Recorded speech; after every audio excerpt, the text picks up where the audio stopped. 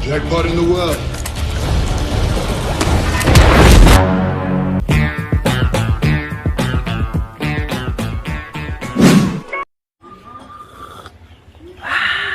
Ngopi lur, ngopi. Wong urip ki perlu ngopi kanggo ngulat inspirasi. Nginum kopi, pikiran buyar dadi piar, pikiran bundet dadi ora mumet.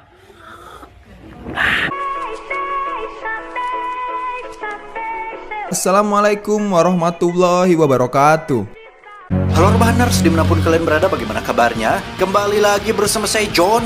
Sebuah film yang memiliki 100% adrenalin berjudul The Gray Man tahun 2022, di mana film ini dibintangi oleh serangkaian aktor aktris papan atas yang pastinya tidak akan mengecewakan Anda semua. Jadi langsung saja pasang handsfree, simetriskan posisi rebahan, kencangkan celana pacar, selamat menonton.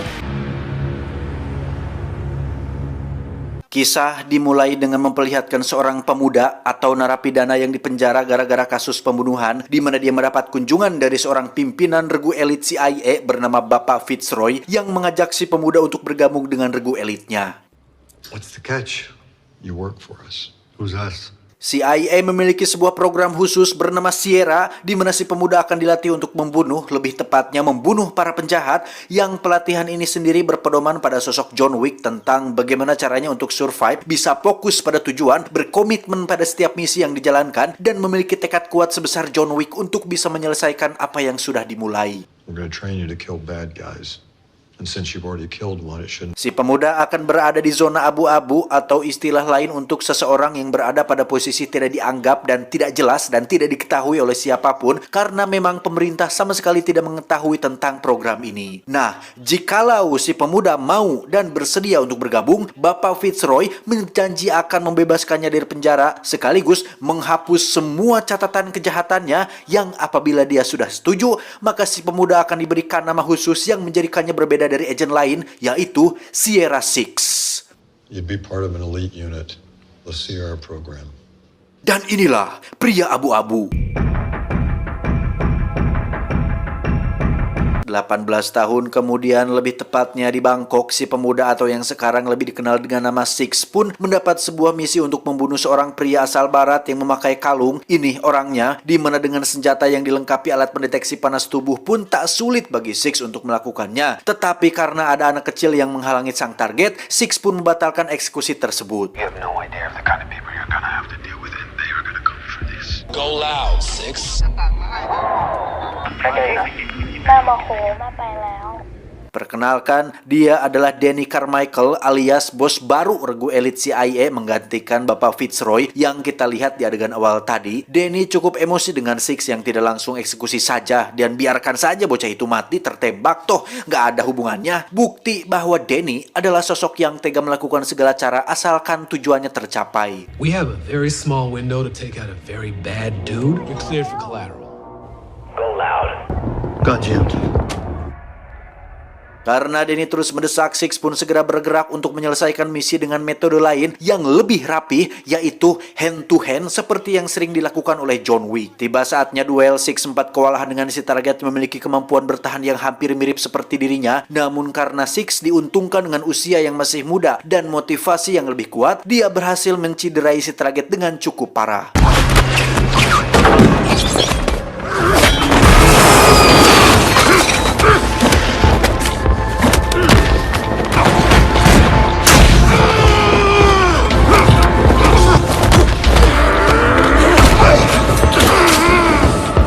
Faktanya, si target ternyata adalah mantan agen Sierra sama seperti si Six, bahkan namanya adalah Sierra 4 yang berarti dia adalah seniornya si Six dan juga direkrut langsung oleh orang yang sama, yaitu Bapak Fitzroy. Same as you. Where'd you train? Dalam detik-detik sakaratul maut itulah Sierra 4 mengungkapkan jika bos baru alias Danny Carmichael adalah seseorang yang berbah dan tidak worth it untuk dijadikan pemimpin, di mana Six diberikan sebuah kalung berisi informasi penting, entah informasi apa itu. Sebelum meninggal, Sierra 4 meminta satu hal kepada Six untuk habisi Danny dan regu elitnya karena mereka tidak seperti yang Six perkirakan. Dia adalah Miranda, pendamping Six dalam setiap misinya. Six menyuruh Miranda untuk pulang duluan dengan alasan dirinya ingin jalan-jalan terlebih dahulu.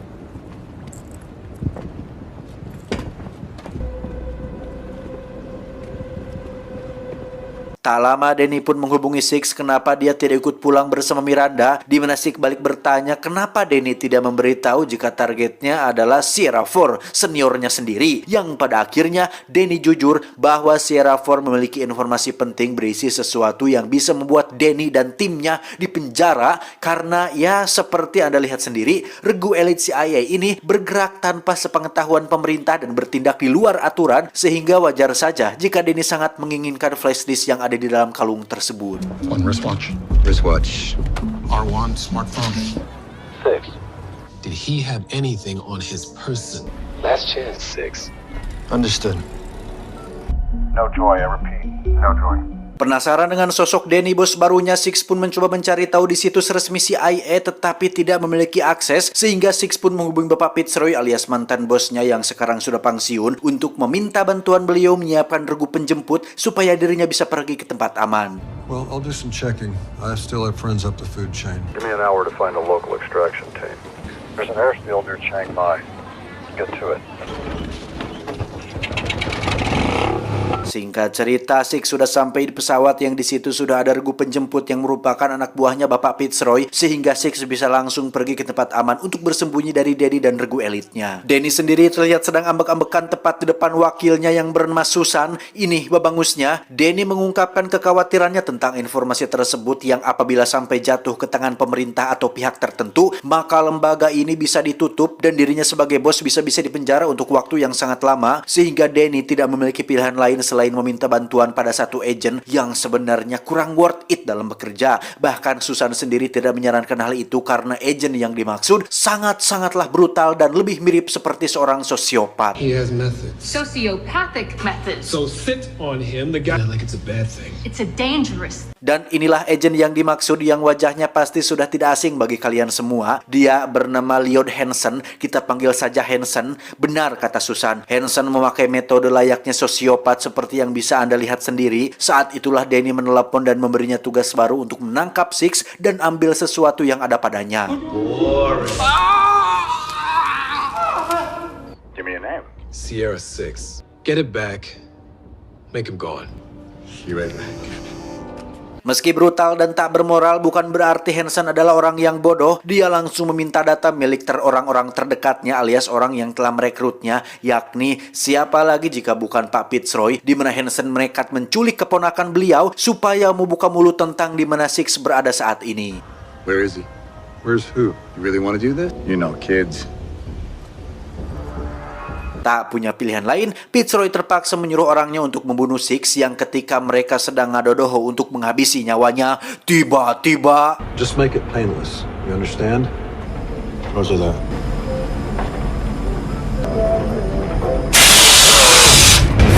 Ya, insting seorang agen Sierra memang tidak perlu diragukan lagi. Program latihan yang didapatkan Six benar-benar melebihi pelatihan pada umumnya. Yang hal itu disadari betul oleh Fitzroy yang memang memiliki keyakinan tersendiri bahwa Six tidak akan mudah untuk dibunuh.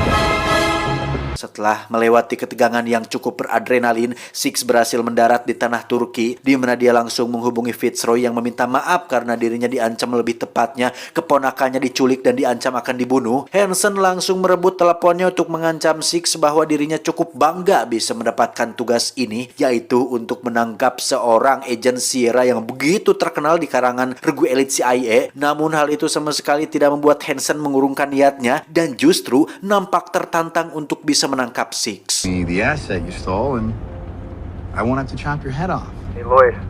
Yeah. I immediately don't like you. Melihat semangat Hansen yang berapi-api membuat Fitzroy ingin menyampaikan sesuatu bahwa Hansen sama sekali tidak sebanding dengan Six. Motivasi mereka berdua jelas berbeda karena Six sudah dilatih untuk menjadi agen yang sangat fokus, berkomitmen, dan bertekad kuat. Hal itu langsung dibalas Hansen dengan mengatakan bahwa dirinya jauh lebih baik, lebih pintar, dan jauh lebih punya banyak fasilitas. Yang hal itu dibuktikan dengan tim pembunuh CIA yang sudah dia siapkan untuk memburu Six. I'll unearth every man or woman he's ever slept with. Every grade A wet team from here to Reykjavik. I'll dig up every safe house he's ever stayed in. And that, Dawn, is exactly what bad ethics. Six sendiri terlihat sudah berada di salah satu gerbong kereta di mana dia menyempatkan untuk makan terlebih dahulu, yang mana adegan ini cukup membuat saya merasa merasa puas lah, karena dari sekian banyak film action yang pernah saya tonton, jarang sekali ada tokoh utama yang menyempatkan untuk mengisi perutnya, padahal kan gelut teh butuh tenaga. Kalau perut kosong buru-buru gelut atau berpikir saja ngek itu hoream, tidak mampu, yang ada malah rese karena lapar. Sehingga Six adalah satu dari sekian banyak tokoh utama yang cukup masuk akal untuk menjaga stamina dalam menghadapi aksi-aksi selanjutnya. Sembari menunggu Six bangun, mari saya bawa Anda ke 2 tahun sebelumnya, di mana saat itu Fitzroy masih menjabat sebagai bos regu elit. Di situ ada salah satu pimpinan CIA bernama Maurice yang memberi sebuah tugas unik kepada Six untuk menjaga keponakan Fitzroy yang saat ini sedang ditawan oleh Hansen. Which means you are going to babysit. You guys taught me how to kill people, not care for them. Dia bernama Claire, keponakan Fitzroy yang memiliki kelainan jantung yang membuatnya harus dipasangi alat pemacu jantung yang bisa dilacak layaknya GPS, di mana Six bertugas untuk menjadi babysitternya karena dengan pekerjaan Fitz yang seorang bos regu elit CIA, tentu banyak pihak yang memburunya, termasuk memburu Claire keponakannya. Six is an odd name. Just, 007 was taken. Looking for your jacket? It's like I sat on it. Claire's asleep. I'm going out for a bite.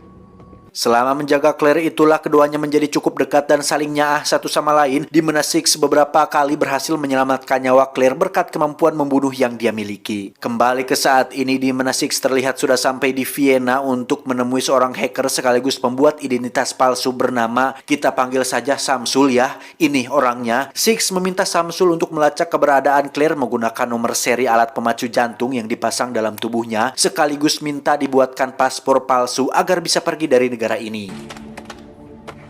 Voila. Fight. Wanted you. You want Ecuador. Have you been there? Setelah berhasil mendapatkan koordinat lokasi Claire dan menuliskannya di telapak tangan, Six diminta berdiri di tempat yang sudah disediakan untuk diambil foto untuk paspornya. Tapi tiba-tiba, The desired response. Yes, that's good. ya, Samsul rupanya tergiur dengan hadiah yang dijanjikan Hansen apabila bisa mendapatkan Six, di mana Hansen dan pasukan segera terbang menuju lokasi Samsul untuk menangkap si Six yang sedang terjebak di dalam lubang atau sumur ini. Seperti yang sudah dijelaskan Fitzroy, Six adalah seorang agen yang sudah dilatih untuk fokus dan cerdas melebihi agen biasa, di mana Six bisa memanfaatkan apapun yang ada di sekitarnya untuk bisa survive, yang hal itu dibuktikan ketika Six menggunakan pipa besi dan beberapa benda yang ada di lubang tersebut supaya dirinya bisa keluar sebelum Hansen dan pasukan tiba di sini. Lack of family and plausible deniability. Identities permanently destroyed.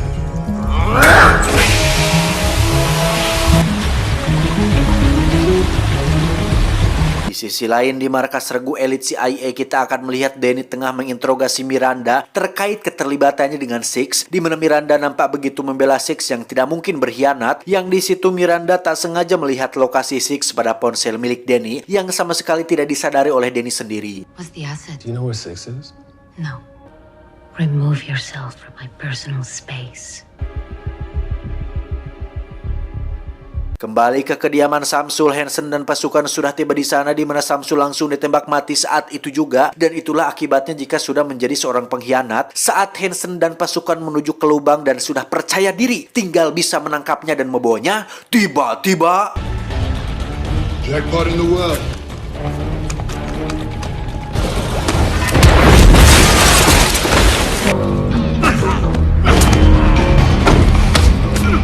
untuk pertama pertama kalinya, Hansen akhirnya bisa berhadapan langsung dengan seorang Sierra Six yang ketika interogasi sedang dilakukan, tiba-tiba Six menjatuhkan sebuah granat yang membuatnya bisa lolos dari tempat tersebut. Tak menyerah, Hansen kembali menodongkan pistol agar Six mau bicara dan lagi-lagi interogasi pun digagalkan berkat Miranda yang berhasil membius Hansen dan membawa Six pergi dari tempat ini.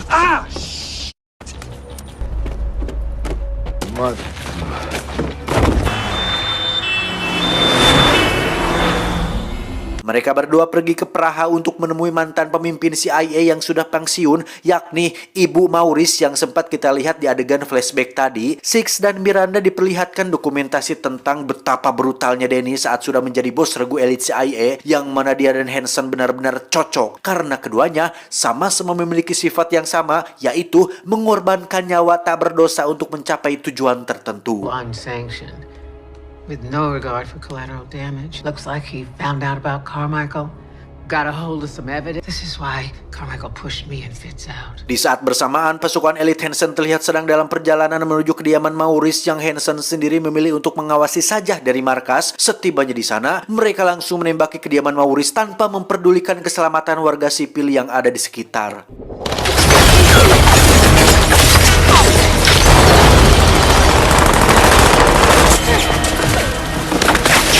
Miranda disuruh untuk pergi duluan, sementara Six memilih untuk tetap berada di sini melindungi Maurice. Tetapi karena Six adalah prioritas utama untuk membongkar kebusukan Danny, Maurice pun mengorbankan dirinya demi keselamatan Six. Don't do this, Maggie. Open the door.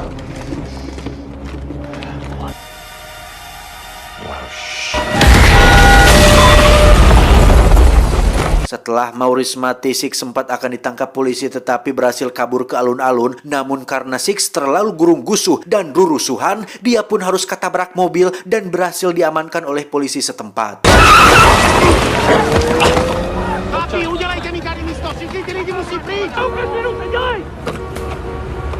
Sambil menunggu tim SWAT datang, Six pun diborgol ke pagar alun-alun yang hal itu benar-benar ide buruk karena Hansen kembali mengirim pasukan kedua, yaitu pasukan Alpha yang diperbolehkan untuk menembak sesuka hati tanpa memperdulikan warga sipil yang ada di sekitarnya. You have my permission to shoot anyone standing in his way.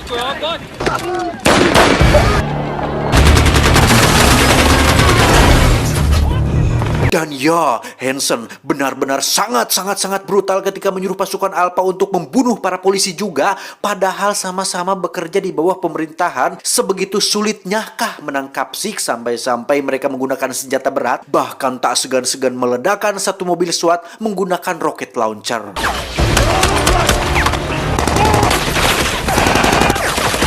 Extra 10 million to the first guy to put a bullet in this Ken doll's brain. My God, how hard is it to shoot somebody?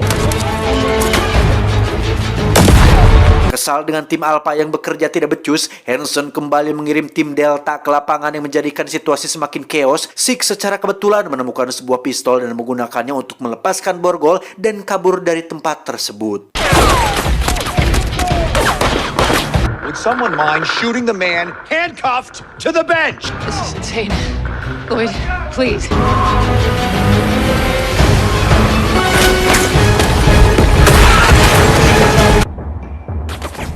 Negative, we lost him. Ketegangan rupanya belum selesai sampai di sini karena ketika Six naik ke tram atau kereta kota, 3 anggota tim Delta berhasil masuk ke sana juga, yang di saat bersamaan muncullah Miranda dengan mobil anti pelurunya untuk membantu Six keluar dari situasi tersebut.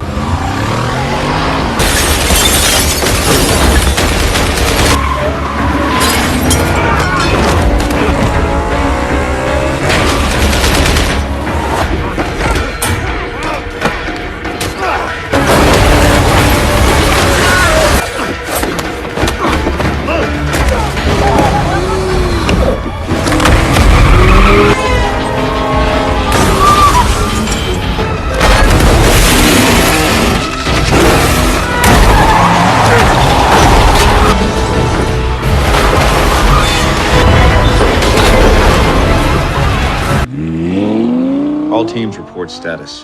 Dan ya, hanya untuk membunuh satu orang saja Hansen sudah merusak infrastruktur kota dengan sangat parah. Bahkan dengan effort yang habis-habisan ini, Hansen justru kehilangan semua anggota tim Alpha dan tim Delta. Hal itu rupanya membuat Susan kesal dan meminta Hansen untuk hentikan ini semua. Tetapi tak lama muncullah sebuah panggilan dari satu anak buah Hansen yang merupakan agen asal India yang kebetulan sedang berada di lokasi tersebut. This is quite possibly the most spectacular failure.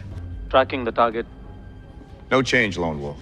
Six dan Miranda sendiri pergi ke sebuah rumah sakit untuk meminjam komputer milik rumah sakit demi bisa melacak koordinat lokasi Claire saat ini. Dan yang menarik adalah tulisan pada telapak tangan Six rupanya masih utuh dan tak pudar sedikit pun, sehingga bisa disimpulkan bahwa spidol yang Six gunakan adalah spidol permanen merek Snowman yang memiliki kualitas bagus dan tahan lama, bukan promosi. There. She's in Croatia. Ya, muncullah si pria India menghajar Six dan Miranda sampai kewalahan, di mana dia berhasil merebut disnya dan lolos dari kejaran mereka berdua. Si pria India pun langsung pergi ke markas untuk menyerahkan disnya, di mana Claire dan Fitzroy sendiri dikurung di kamar atas. Hansen mengatakan akan membunuh mereka berdua karena mereka sudah tidak berguna lagi. Yang hal itu cukup membuat si pria India ini kaget karena tidak tahu jika ada anak kecil yang dilibatkan dalam kasus atau misi ini. Yahtzee. You're killing a girl? Do you consider putting a bullet in the girl upstairs a success?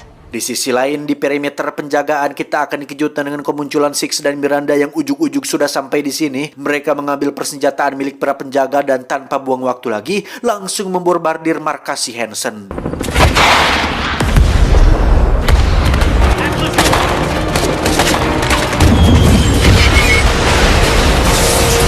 All units to the courtyard. Sementara Miranda mengalihkan perhatian, Six terlihat sudah berada di kamar untuk membawa Claire dan Fitz kabur dari sini. Yang hal itu rupanya disadari oleh Hansen yang langsung pergi ke atas untuk memeriksanya.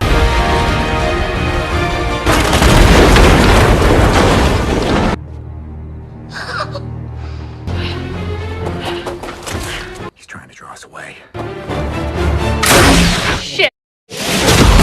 Terjadi baku tembak yang membuat Fitzroy mengalami luka parah. Merasa tidak akan selamat, Six diminta untuk membawa Claire kabur dan dibiarkan dirinya tetap di sini untuk menghambat Hansen dan pasukannya. Dan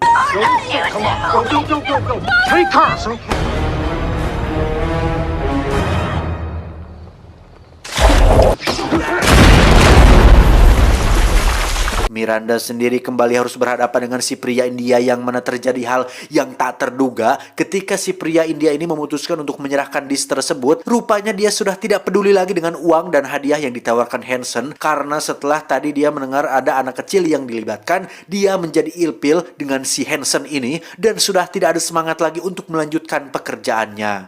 These are not honorable people. Take it.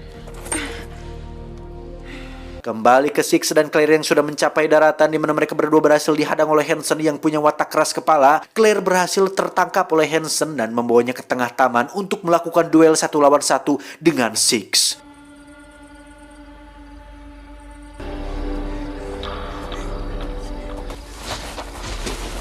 Hey! Six! What do you say, Six? You wanna dance? Setelah Claire dilepaskan, kini giliran mereka berdua akan duel menggunakan tangan kosong biar ada gregetnya. Duel ini sebenarnya cukup riskan karena Hansen sebenarnya agak kurang percaya diri apabila bertarung tanpa shieldnya atau tanpa perisai vibraniumnya. Namun karena ini adalah keharusan, mau tidak mau Hansen harus melawan Six dengan tangan kosong saja.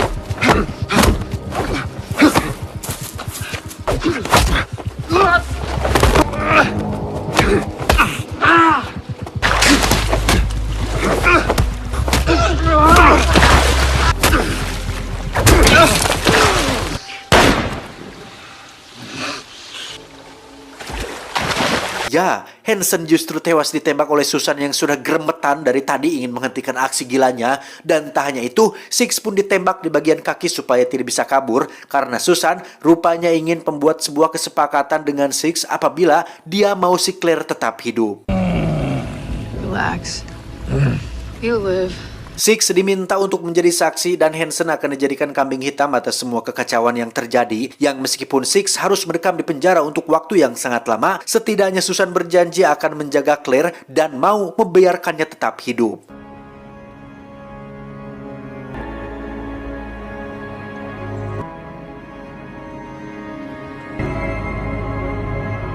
Dua minggu kemudian, Danny, Susan, dan Miranda pun dibeat oleh para petinggi CIA atas kekacauan yang sudah terjadi, dan dibeatnya pun langsung oleh sang sutradara sendiri, di mana disnya sendiri sudah dihancurkan sehingga membuat Danny dan regu elit rahasia ini tetap berjalan seperti biasa. Is that understood? Understood. Understood, sir. To exonerate the three of you in this affair. If anything ever happens to Claire Fitzroy, tanpa sepengetahuan pemerintah, Danny dan Susan diam-diam mengurung Six di bawah gedung markas mereka, yang ketika sudah sampai di bawah, betapa terkejutnya mereka semua saat melihat para penjaga sudah ngagoler tidak berdaya dengan Six yang sudah tidak ada di tempatnya. Dan ya, Six berhasil melumpuhkan para penjaga dan bisa bertemu lagi dengan Claire, di mana mereka berdua akan pergi ke tempat yang aman dan jauh dari konflik untuk memulai hidup yang baru.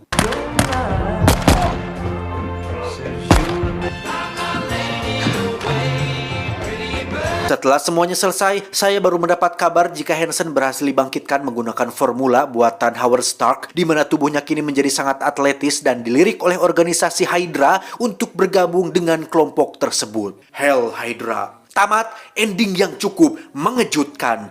Terlepas dari tindakan jahat dan nekat yang dilakukan oleh Six dan Hansen, kita masih bisa mengambil pelajaran penting dari sosok mereka berdua, bahwa fokuslah pada tujuanmu. Proses memang penting, tapi akan sia-sia tanpa tujuan yang jelas. Ingat, maka apabila kamu telah selesai dari satu urusan, maka kerjakanlah dengan sungguh-sungguh urusan yang lain. Saya John, mewakili penggemar John Wick, mengucapkan terima kasih dan sampai jumpa di video selanjutnya. Adios, sarung tangan ikan hiu. Cuau, cuau, cuau. Bos, udan bae bos lah, kencot wetenge bos lah. Bos, jujuki mendol ngene bos, ana 5 wajah. Bos, kencot ke bos lah, nelangsa bos. Ate samane karep gayem bae sampe bos.